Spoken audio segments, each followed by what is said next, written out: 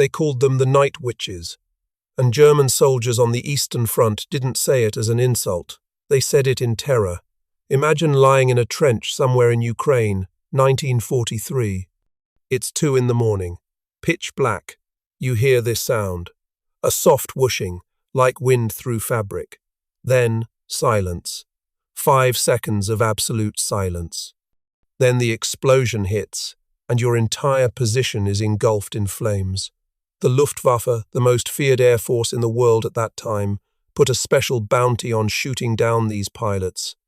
Not because they flew advanced aircraft, not because they had superior technology, but because a group of Soviet women flying wooden biplanes from World War I were causing absolute chaos behind German lines. And the Germans couldn't figure out how to stop them. Here's what makes this story almost impossible to believe. These women were flying Po-2 biplanes, aircraft made of plywood and canvas. No radios, no parachutes, no guns for the pilot. These planes were so slow that modern cars on highways would leave them behind. Maximum speed was about 94 miles per hour. The German Messerschmitt fighters flew at 370 miles per hour, 4 times faster. So how did these women not only survive but become one of the most decorated units in Soviet military history? How did they fly over 23,000 combat missions and drop 23,000 tons of bombs on the most powerful military machine the world had ever seen? The answer involves physics, psychology, and a kind of courage that's hard to comprehend in our comfortable modern world. But before we understand their tactics, we need to understand how this even happened. Because in 1941, the idea of women flying combat missions was considered absurd, not just in Germany or America. Even in the Soviet Union, which officially promoted gender equality, the military establishment wanted nothing to do with women pilots.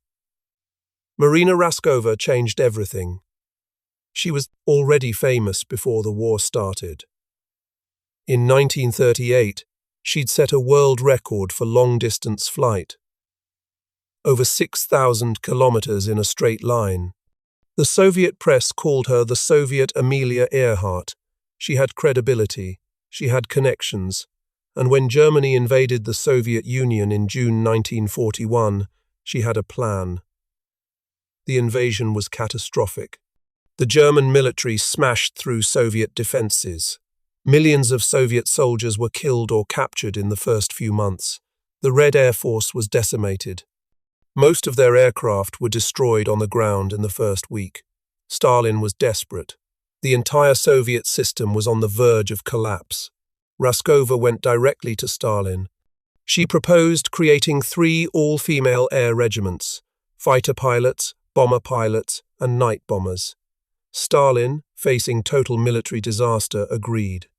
But here's the thing nobody expected.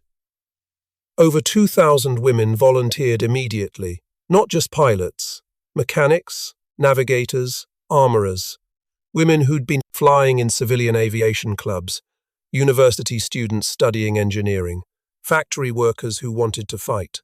The military establishment was horrified. Senior officers refused to train them. They said women couldn't handle combat stress, couldn't navigate, couldn't maintain discipline under fire.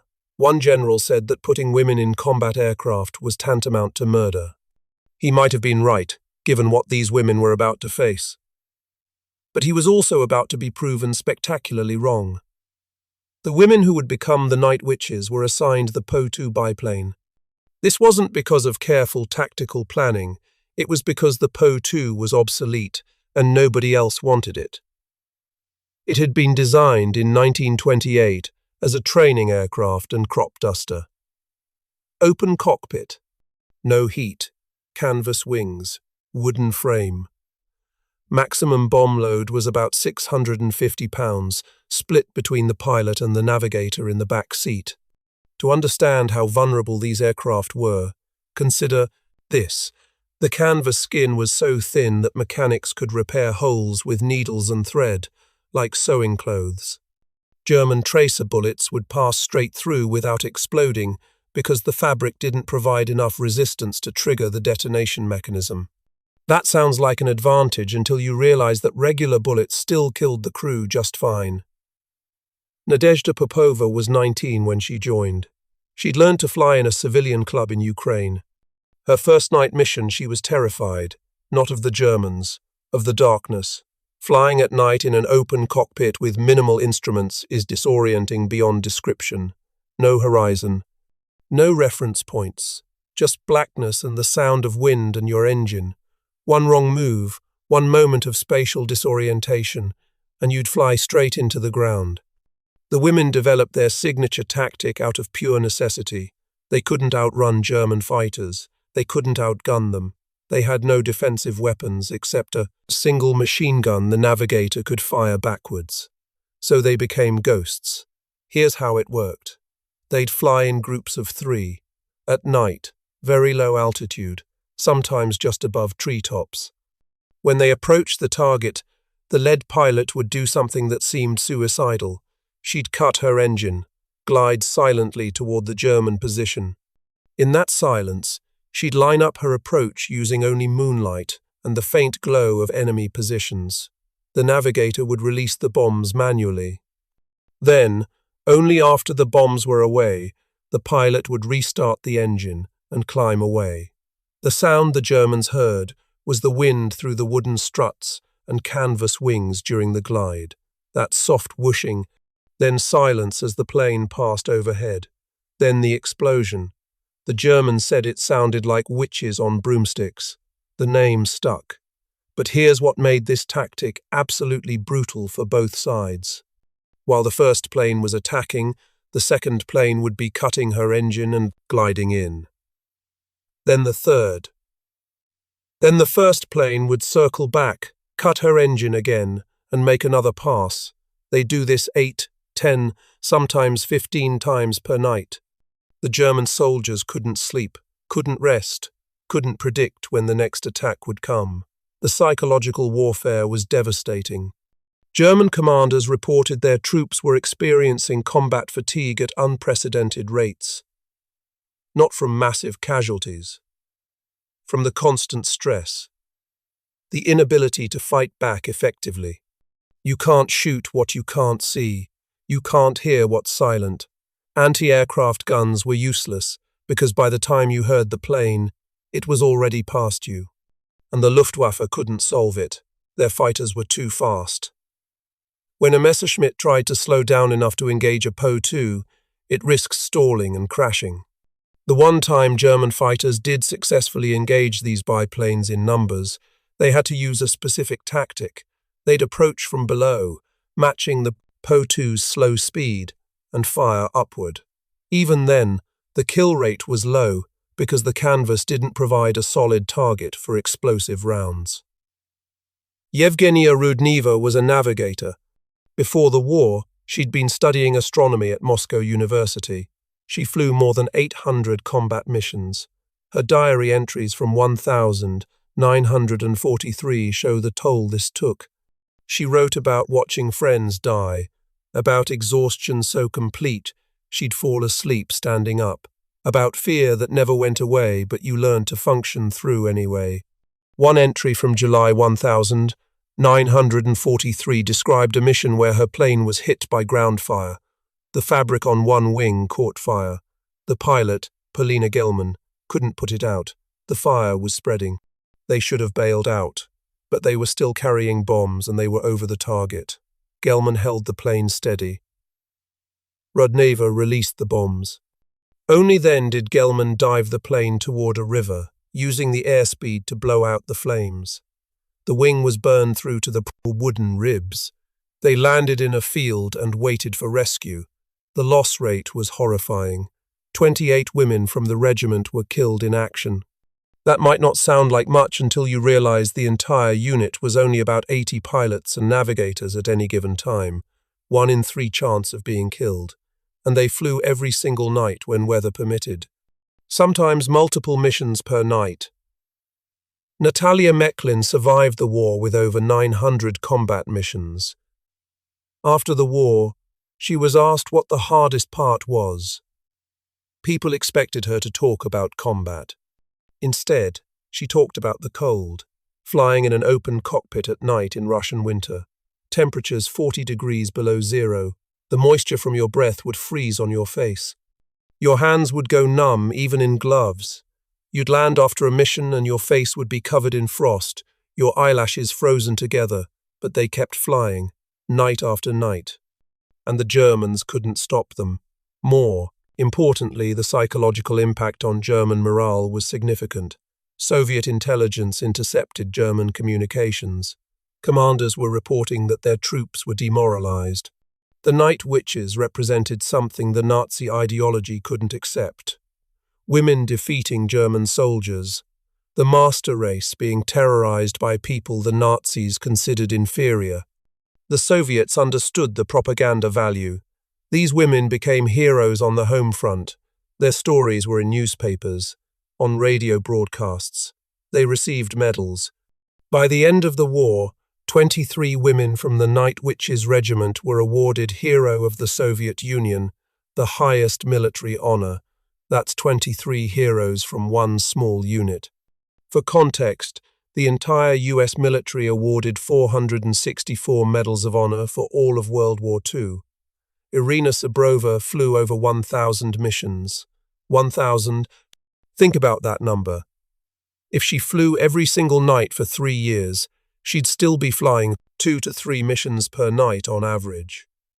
And remember, each mission involved cutting your engine and gliding silently over enemy positions while they shot at you with everything they had. She described one mission in 1944. They were supporting a ground offensive. The target was a German ammunition depot, high-value target, also heavily defended. Her plane was hit on the approach. The engine started making a horrible grinding sound. She could have aborted, turned back, but the ground forces were counting on them. She cut the engine early, glided further than normal, released the bombs. Direct hit. The ammunition depot exploded. The blast was so powerful it flipped her biplane upside down. She somehow recovered, restarted the damaged engine, and limped back to base flying mostly on instinct because her instruments were destroyed. Her commander tried to ground her for the night. Sabrova refused. The plane was patched up. She flew 3 more missions before dawn. What drove them? It wasn't just patriotism, though that was part of it. It wasn't just revenge, though many had lost family to German atrocities. Reading their diaries and post-war interviews, a pattern emerges. They'd been told their entire lives that women couldn't do certain things, couldn't handle stress, couldn't match men in combat, and they were proving every single assumption wrong. Not with words, with actions. 8 times per night, every night. The mechanics deserve their own recognition. These were also women, often teenagers, working in conditions that would be illegal in peacetime. They'd maintain and repair aircraft in snow, rain, mud. No heated hangars. No proper tools half the time. They'd work through the night while the planes were flying missions, then work through the day to repair battle damage. The aircraft had to be ready every single night. One mechanic, Inna Pasportnikova, was 17. She kept a diary. One entry from winter 1943 described working on an engine in a blizzard. Her hands were so cold she couldn't feel her fingers. She dropped a critical bolt in the snow, spent 30 minutes searching for it in the dark with a flashlight, found it, installed it. The plane flew that night. The pilot and navigator survived. They never knew how close they came to having engine failure over German lines because a 17-year-old girl refused to give up looking for a bolt in a snowstorm. The Germans eventually adapted. They started using searchlights in coordination with anti-aircraft guns. They'd catch a PO 2 inches the beam and the guns would open up. The Night Witches adapted in turn. They'd fly in formations specifically designed to overwhelm the searchlights. One plane would deliberately attract the light, drawing fire, while the others attacked from different angles. The decoy pilot was usually the most experienced. She'd have to evade the light and the flak.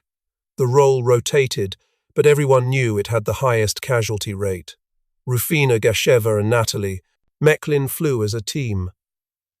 pilot and navigator. They flew 863 missions together. They developed an almost telepathic understanding. Gashiva would feel when Mechlin was ready to drop the bombs without any verbal communication because the intercom was unreliable. They could sense each other's stress levels, anticipate each other's moves. They both survived the war. Both were awarded Hero of the Soviet Union. After the war, things got complicated for these women. Stalin's Soviet Union had used them for propaganda during the war. After the war, the message changed. Women should return to traditional roles, be mothers, support their husbands. The heroic narrative was quietly shelved. Many night witches found it hard to adjust. They'd spent years making life and death decisions, commanding respect, operating at the highest levels of stress. Then suddenly they're expected to be content with peacetime civilian life. Nadezhda Popova married a fellow pilot. They had 2 children. She worked as a flight instructor. In interviews later in life, she was asked if she had regrets. She said something profound. She said the war years were the worst time of her life, and simultaneously the time when she felt most alive, most purposeful, most capable. It's a contradiction that many combat veterans understand, but civilians struggle to grasp. Some of the night witches stayed in aviation, became test pilots, instructors, aviation engineers. Others left flying entirely. The psychological toll was real. What we now call PTSD was neither recognized nor treated in Soviet Russia. You were expected to move on, be productive, don't complain. It took decades for their story to be widely known in the West. During the Cold War, Soviet military achievements were downplayed or ignored in Western media. The night witches were treated as propaganda, not real history. It wasn't until the 1990 seconds after the Soviet Union collapsed that Western historians started seriously researching and verifying their accomplishments. The records were real. The missions happened. The medals were earned. 23,000 combat sorties. Verifiable. The German military records confirm the psychological impact and the casualties they inflicted. This wasn't Soviet propaganda. This was historical fact that had been overlooked because the story seemed too incredible to be true. Today, there are monuments to the night witches in Russia. Schools are named after them. But outside the former Soviet Union, they remain relatively unknown. Which is strange when you consider the story. Women pilots in obsolete aircraft defeating the Luftwaffe through courage, innovation, and sheer determination. It's one of the most remarkable military achievements of World War II. What can we learn from this? Maybe it's about challenging assumptions. The German military assumed women couldn't be effective combat pilots. They were wrong. The Soviet military establishment assumed the Po-2 was useless for combat. They were wrong. Conventional wisdom said you can't fight advanced fighters with slow biplanes. The night witches proved you can if you change the rules of engagement. Or maybe the lesson is simpler and more profound. When people are given the opportunity to prove themselves, when they're trusted with real responsibility, when they're fighting for something they believe in, they're capable of extraordinary things. Gender doesn't matter. Age doesn't matter. What matters is courage, competence, and commitment. Marina Raskova, who started it all, didn't live to see the war end. She died in a plane crash in January 1943 while navigating in bad weather. She was only 30 years old, but she'd already changed history. She'd proven that women could fly combat missions, that they could match men in courage and skill, that the only real limitations are the ones we accept without questioning. The night witches flew their last mission on May 4, 1945. 4 days before, Germany surrendered. Some of them had been flying for nearly 4 years, every single night when weather permitted. Thousands of missions. They'd started the war as young women, many still teenagers. They ended it as hardened combat veterans with more flight experience than most pilots accumulate in a lifetime. What happened to their aircraft after the war? Most of the Po-2 biplanes were scrapped. A few survived in museums. There's something symbolic about that. These machines that had terrorized the German military, that had been flown with such skill and courage, ended up as scrap metal or museum pieces. But the women who flew them, they carried those experiences for the rest of their lives. The last surviving night witch was Nadezhda Popova. She died in 2013 at age 91. She'd flown 852 combat missions, been shot down multiple times, lost friends, survived the war, lived through the Soviet Union's collapse, saw her story finally recognized internationally. In one of her last interviews, she was asked what she wanted people to remember. She said simply that they did their duty, that when their country needed them, they showed up. They flew, they fought, they didn't quit. That's the story of the night witches, not propaganda, not legend, historical fact. Women in plywood biplanes defeating the most advanced military force in the world through courage, innovation, and an absolute refusal to accept limitations. They proved that technology doesn't always win. That courage matters. That underestimating your opponent based on prejudice and assumptions is a fatal mistake. And they did it flying aircraft that belonged in museums through conditions that would ground modern military aviation, night after night after night. The whooshing sound of wind through canvas and wood. 5 seconds of silence, then the explosion. The sound that German soldiers learned to fear, the sound of the night witches,